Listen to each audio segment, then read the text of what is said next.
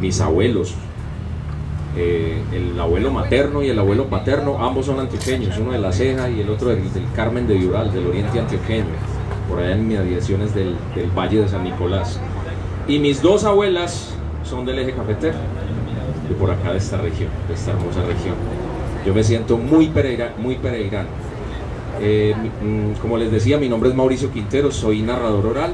Esta noche vamos a contar varias historias. Quiero contextualizar un poquito el territorio antes de arrancar, pero hoy falleció Giovanni Gómez, un gran gestor cultural de la ciudad, un poeta declarado pues, en el premio María Mercedes Carranza como uno de los grandes poetas jóvenes colombianos. Fue un amigo, el gestor del Festival Luna de Locos, un hombre que también inició toda la gesta para desarrollar la actual fiesta, la Feria del Libro del Eje Cafetero.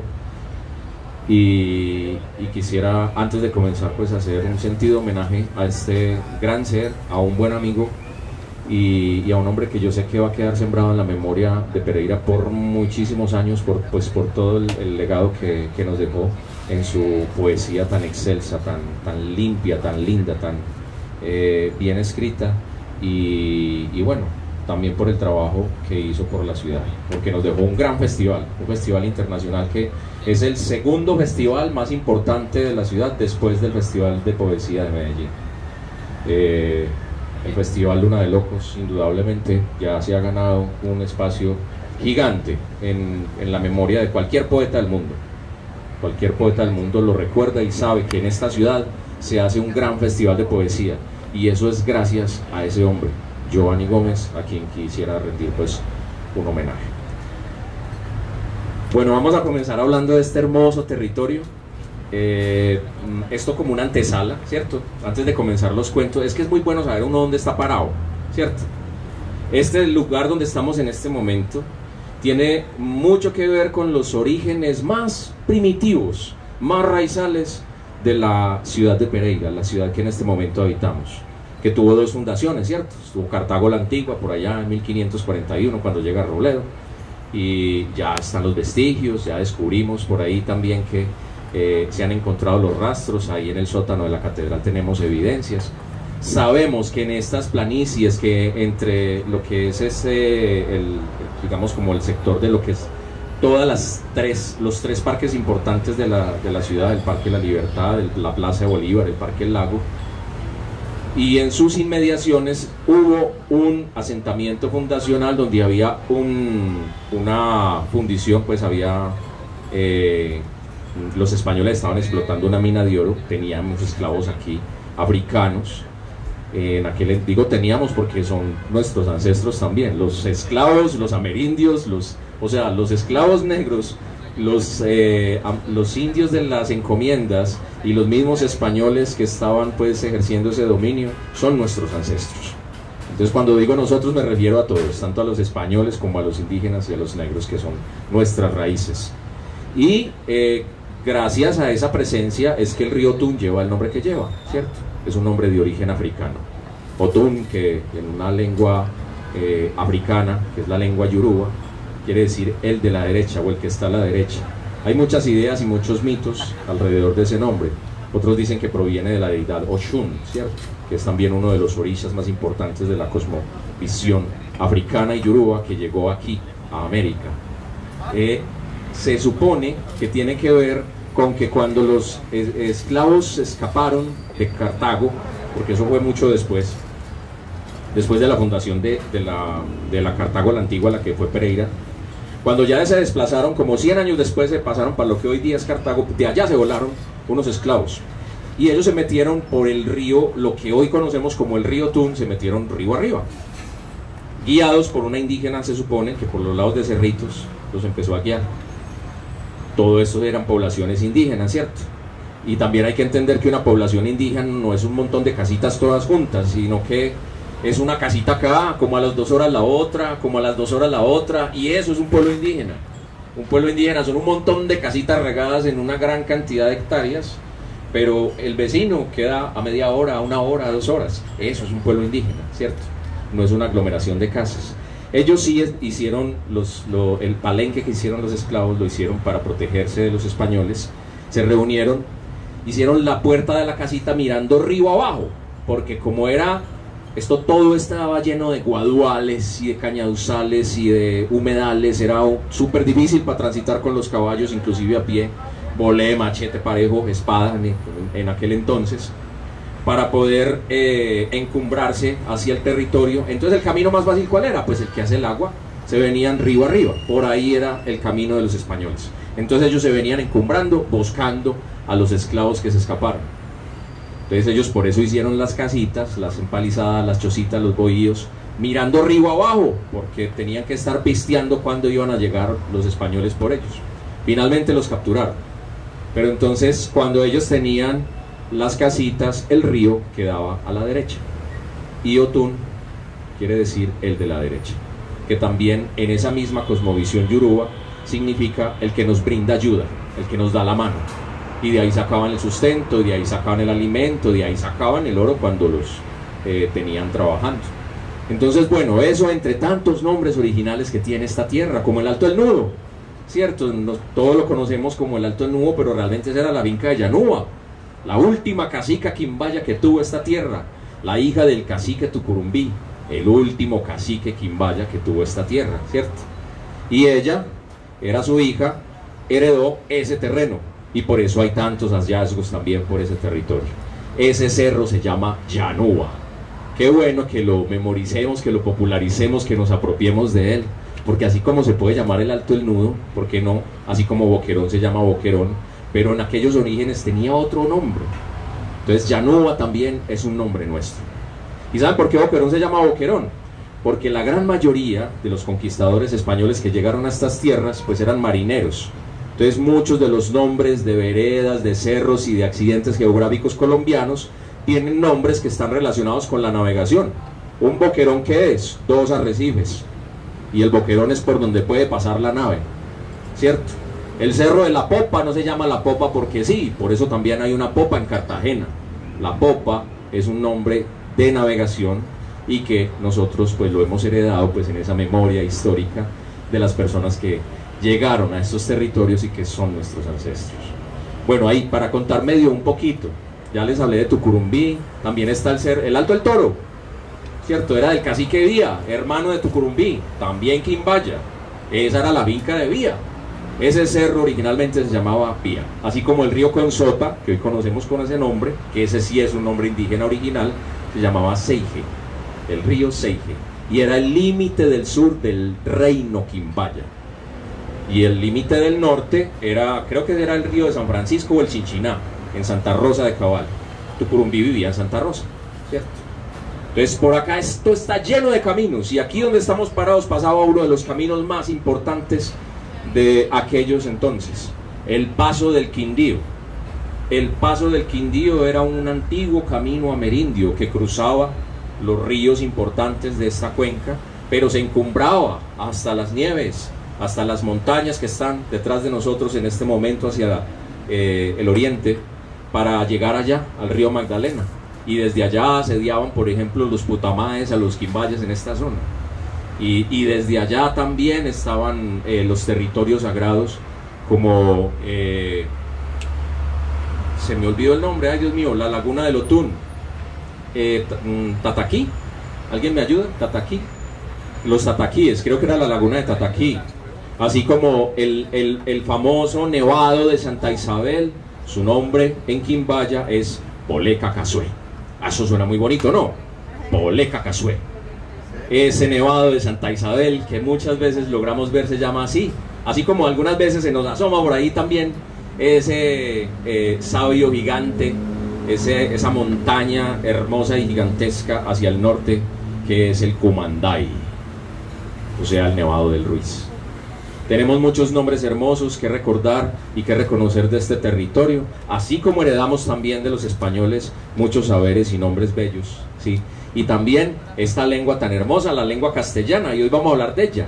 Vea, vamos a hablar muy bien de ella y vamos a rajar de ella. Más bueno, vamos a aprovechar que estamos celebrando pues también una fecha especial en la que se convocan muchas cosas, muchas energías, muchas celebraciones, efemérides. Esto es una fecha histórica, es el 7 de agosto.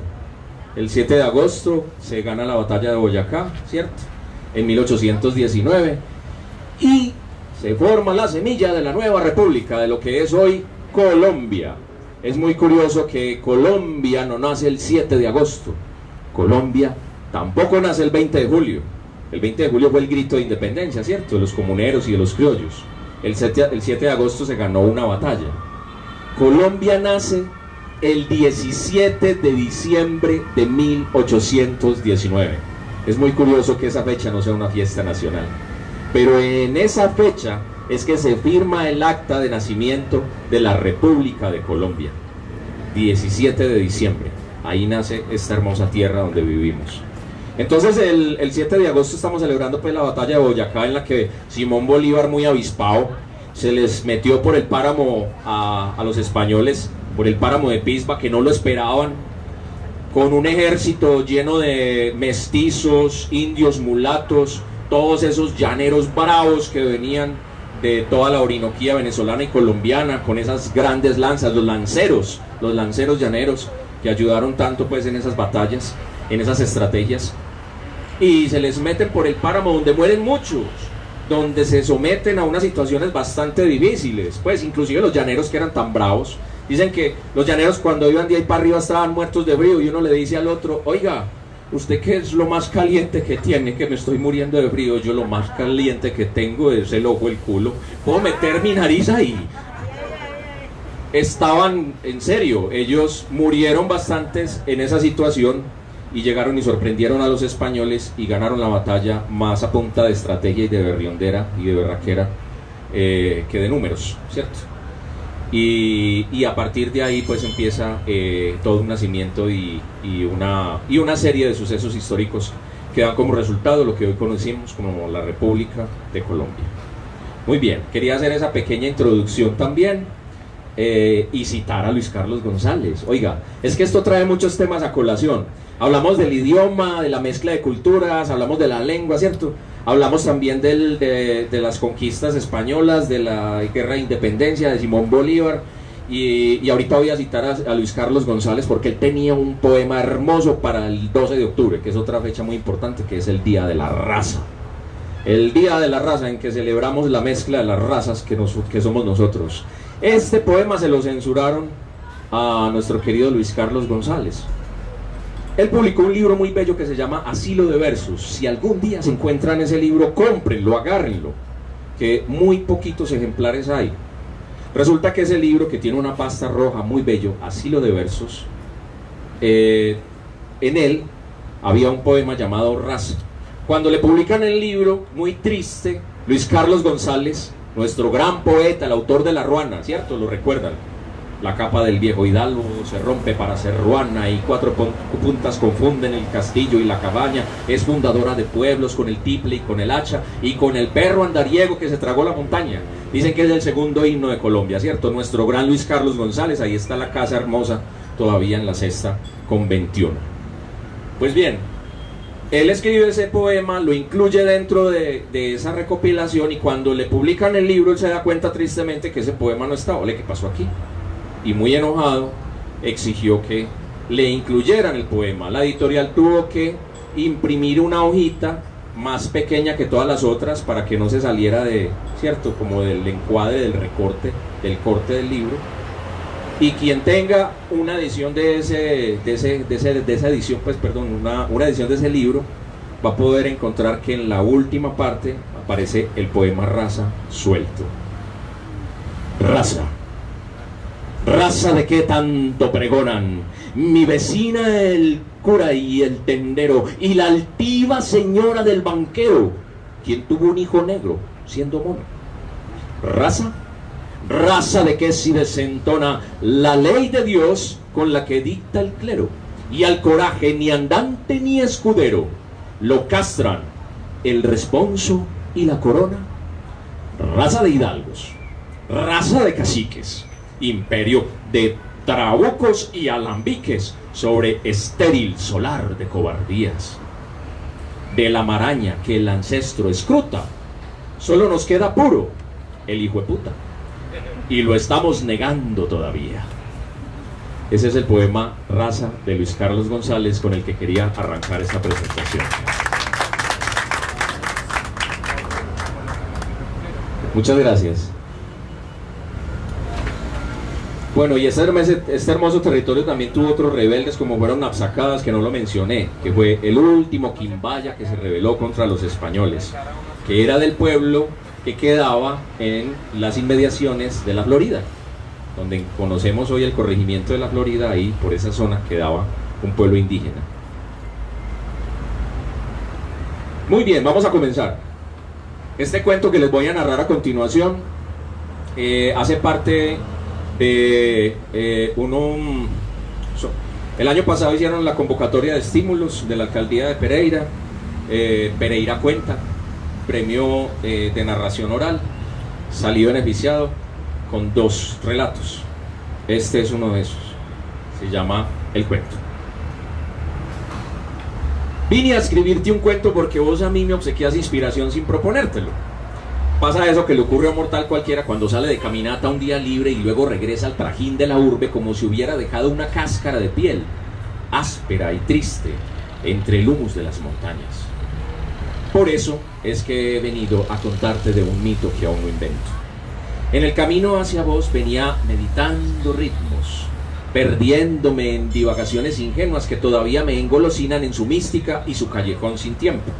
Tan distraído vengo que no he logrado cerciorarme de si te encuentras. Mientras salgo de la duda, aprovecho para explicarte qué clase de fábula construiremos para vos. No imagines, por favor, que eres mi panacea, ave lírica, musa única. En realidad, te estoy usando, sin asesoría de Maquiavelo, por supuesto, para engendrar una prosa que nazca de vos, de tu valle prometedor y de una pluma incauta pero serena. Te decía que se me hace indispensable hablarte del estilo de la obra, y ya que hemos tocado el asunto de la cadencia inconclusa, es oportuno ilustrar que la cadencia emana y se constituye con la participación del manantial inspirador, es decir, vos. Sí, porque si aún no te percatas, tengo para contarte que eres protagonista e hilo conductor. Aunque no debes ilusionarte con la figura estelar, tu función será condicionar la acción dramática del primerísimo personaje principal, el cuento. El cuento se desarrollará natural y milagroso al tiempo que la pluma generosa te recuerda. Ahora veo una luz encendida en la ventana de tu habitación al desembocar en tu calle. Imagino que estarás tal vez leyendo un libro de cuentos, o quizás estás afuera ventilando el insomnio y dejaste la lumbrera para dar calor a un cachorrito de gato. Es mi deber cruzar el umbral para saber al menos si tienes intención de escuchar. Como ya he dicho, he venido a escribirte un relato. Será un cuento incondicional, sin pretensión de agradar a la crítica literaria. Con que nos agrade a vos y al mentor será suficiente. Lo ambientaremos con la música que te saca del pecho el aguijón sombrío, la que llena tu boca de palomas mensajeras, de las que llevan buenos recuerdos. Es preciso que participes del ejercicio e imprimas tus figuras en la coreografía de la pluma, porque está bien que ella baile sola en un preámbulo de un cortejo creativo, pero toda danza que se estime floral y fecunda consta al menos de 2 soñadores activos.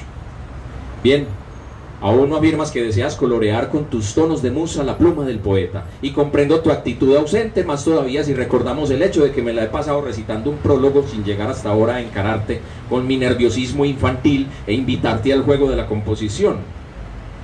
Ya dándole solución a este conflicto, me decido a ascender los escalones de tu antejardín.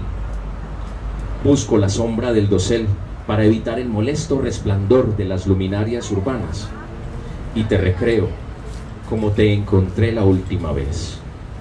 Eras un dibujo de madreselvas retratada en el humo del tabaco y el aroma a cafeína entre las luces rubias del cafetín. Siempre numen, siempre inspiradora, inquieta, ausente de nadie. Qué buen cuento nacería de vos. Presiento en esa atmósfera tuya una antología de soñadores olvidados, hundo de pecho del cantor más ebrio. Nadie responde a mi llamado, así que yo decido tomar piedrecitas del jardín para catapultarlas a tus vitrales. Y me asusta un poco la certidumbre de tu ausencia, porque no quisiera perder el ímpetu con que inicié esta gesta literaria. Con la sola aparición fantasmal de tu mirada antigua, se haría posible la redacción de unas obras completas. Pero yo no vine con astucias de ganar un Nobel ni un príncipe de Asturias, yo solo quiero escribirte un cuento. A mi tercer intento de desentrañar a pedradas a cualquier habitante de tu edificio, mi enérgico lance sobrepasa las medidas de las ecuaciones prudentes y se rompe el cristal de tus cenefas coloridas. Imagino que saldrás con expresión iracunda, y después de la imprudencia cometida, en vez de preocuparme, me ventila un aire de posibles nudos narrativos, la musa salida de casilla, con un lenguaje soez y desarrapado, invadiendo de actividad páginas y páginas de lo que parecía una noche cotidiana y sin luna, un drama original y casual que encenderá la llama y enriquecerá los perfiles de tus antojados personajes. Será un gran comienzo. Y yo, en medio de mi ensoñación lírica, no me percaté de vigilar el ventanal herido, y cuando alcé la vista, me sorprendió la imagen amorfa del agua cayendo sobre mí. El líquido había abandonado el balde que la contenía a causa de la operación manual de un Homo sapiens hembra, que sin pudor de mostrar su mascarilla de cremas verdes y sus rulos me gritaba desde la ventana indignada: «¡Desocupado! ¡Ya te he dicho que tu musa se mudó!». Empapado, metí mis manos entumecidas en los bolsillos del pantalón y comencé a desandar los pasos, sumando al inventario un cuento más que no se escribió. Sigo andando sin pesares y pienso: otra musa, ¿dónde estás? Voy a escribirte un cuento.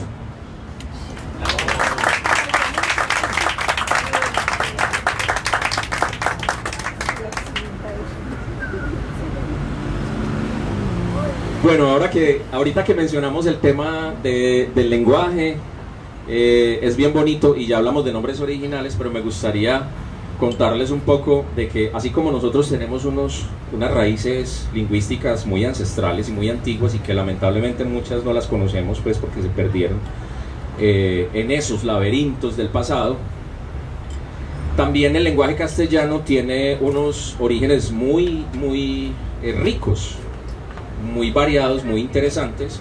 Así que vamos a hablar un poquito acerca de lo que son los arcaísmos del lenguaje. ¿Qué son los arcaísmos del lenguaje? Los arcaísmos del lenguaje son palabras que se utilizaron por ahí en el siglo XII, siglo XIII y que ya no se utilizan. Esas palabras, yo estoy muy seguro de que si yo les recito a ustedes un poema de León de Grey escrito con puros arcaísmos del lenguaje, así muchas de las palabras que van a escuchar no las conozcan en el diccionario, las van a comprender. Más o menos algo parecido a lo que a uno le pasa cuando escucha a los portugueses. Pues bien, este poema de León de Grey, llamado Fablaban de Trovas, está dedicado a aquellos varones, a aquellos hombres que aún hoy en día saben cortejar a las damiselas. Se llama Fablaban de Trovas, del gran poeta antioqueño León de Grey.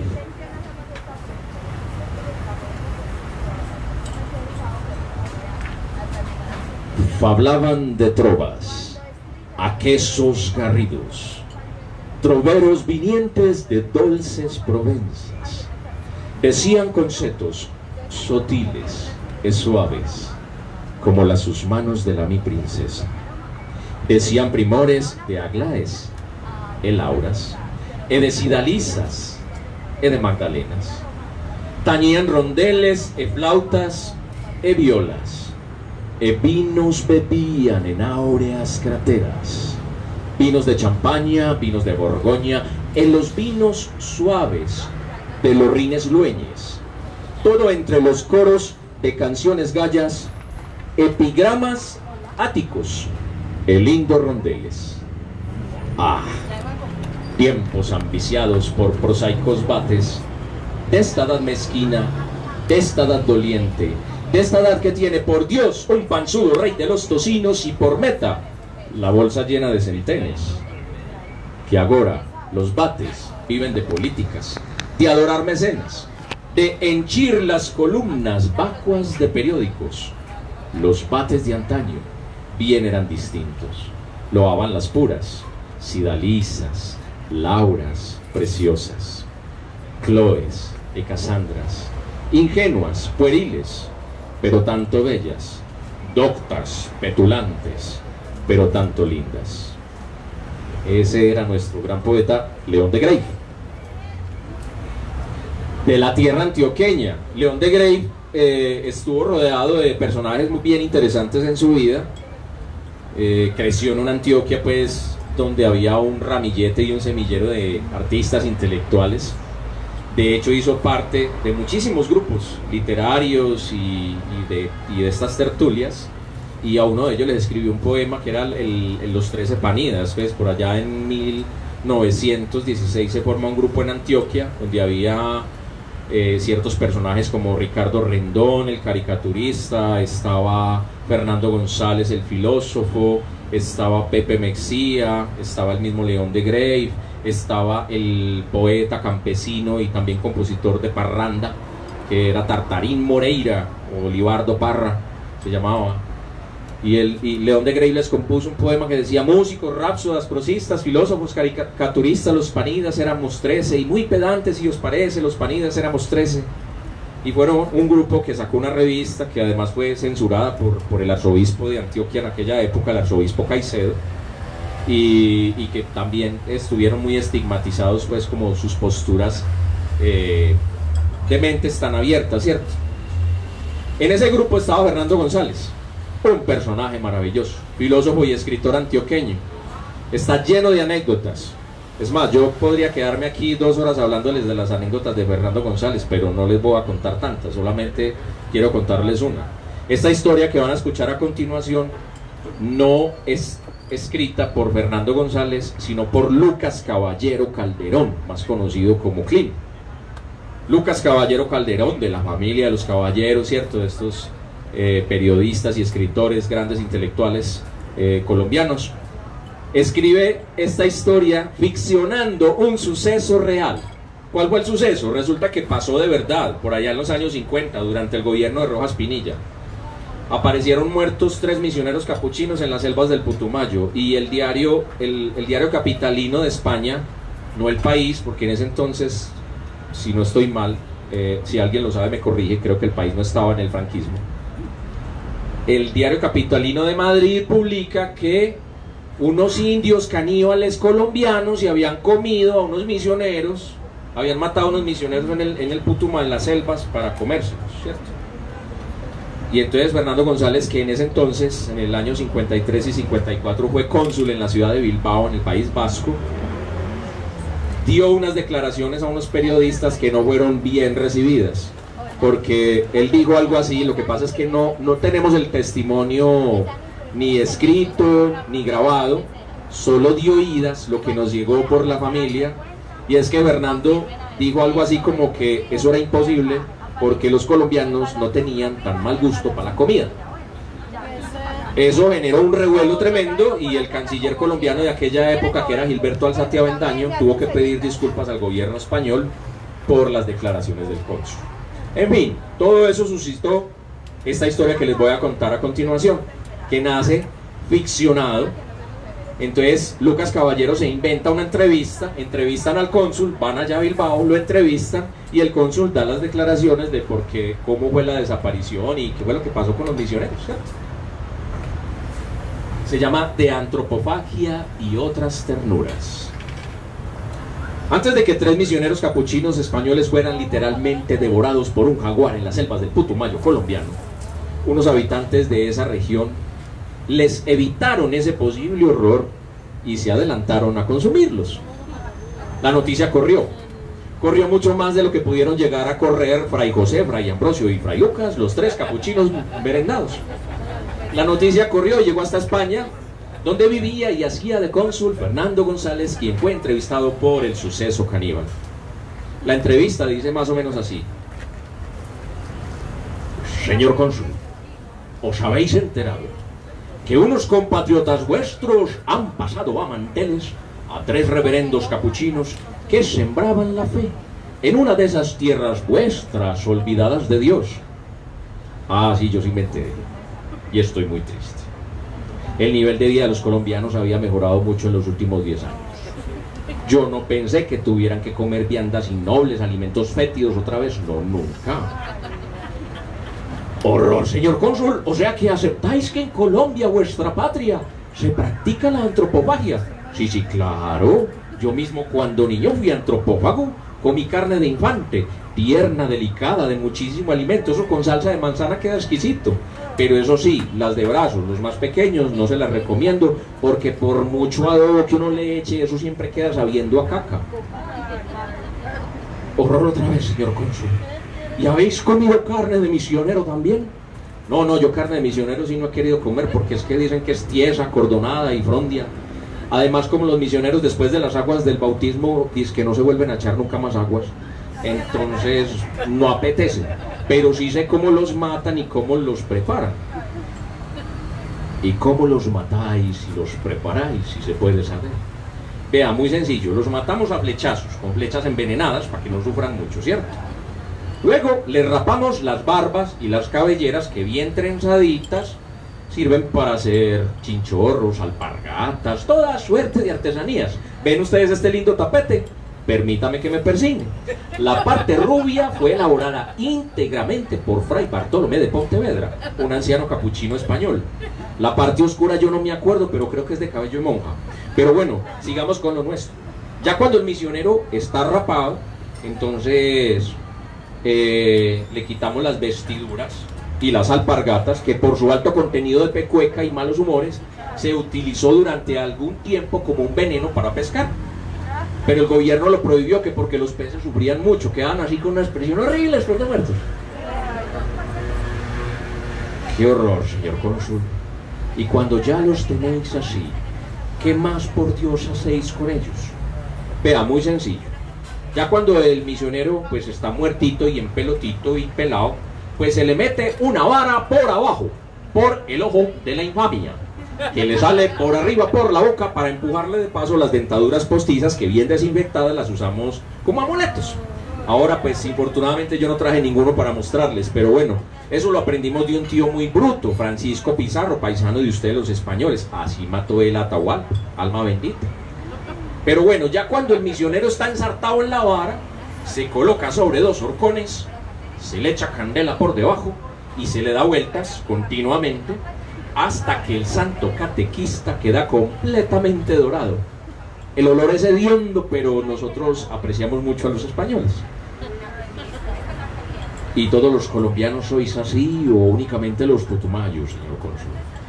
Éramos, ya no. Lo que pasa es que los putumayos, pues por la pobreza del reparto de la tierra que les tocó, pues no pueden criar vacas ni animales de carne fina. Por lo general comen micos, y en épocas de gran escasez como la presente, pues comen misioneros. Pero no crean que lo hacen por ojeriza mala voluntad, no, lo hacen por necesidad. Es más, si usted va en tiempos normales, va a ver que los misioneros los casan, los bautizan, y ellos se dejan tranquilitos sin hacerles nada. Pero bueno, ya cuando el misionero está listo, doradito, se lleva a la mesa, se raja, se le sacan las partes hediondas y se arrojan a las aguas del río Caquetá. De Caque, Caca y Ta corriente, o sea, corriente de, bueno, ustedes ya entendieron de qué. Y a la mesa solo se debe llevar lo aprovechable. La lengua, por ejemplo, cuando el misionero no sufre del hígado y prepara la vinagreta, vea, eso es un plato fabuloso. Además es muy perseguido porque se tiene la creencia de que el que se coma la lengua del misionero español pues va a quedar hablando así el castellano con fe y con feta. También se persigue mucho la sopita de los ojitos del misionero, porque se cree que el misionero es el ojo de la fe. Así que el que se tome la sopita de misionero, de los ojos de misionero, pues va a ver en vida al supremo hacedor. Pero el plato más perseguido de todos son las criadillas. Con las criadillas se prepara un caldo de gran potencia hormonal y fuerza demográfica llamada el putu putu. Traducido de la lengua indígena quiere decir el omnipreñe. Como ustedes comprenderán, pues yo no lo he probado, pero dicen que basta una gota para que una mujer, aun cuando no haya visto un varón en toda su vida, vea, quede templada y esperando.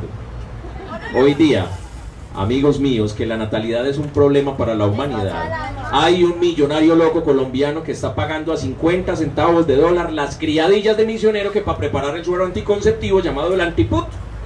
Pobres misioneros, es mejor que no vuelvan por acá. Decir por último, amigos periodistas, que estoy doblemente entristecido. Primero sí, por la desaparición de los 3 reverendos capuchinos en tierras colombianas. Pero segundo, y más todavía, por lo que ello significa como índice de que en mi amada Colombia inmortal, mis compatriotas están aguantando hambre, porque están comiendo porquerías otra vez. Estoy triste. Ahuequen pues.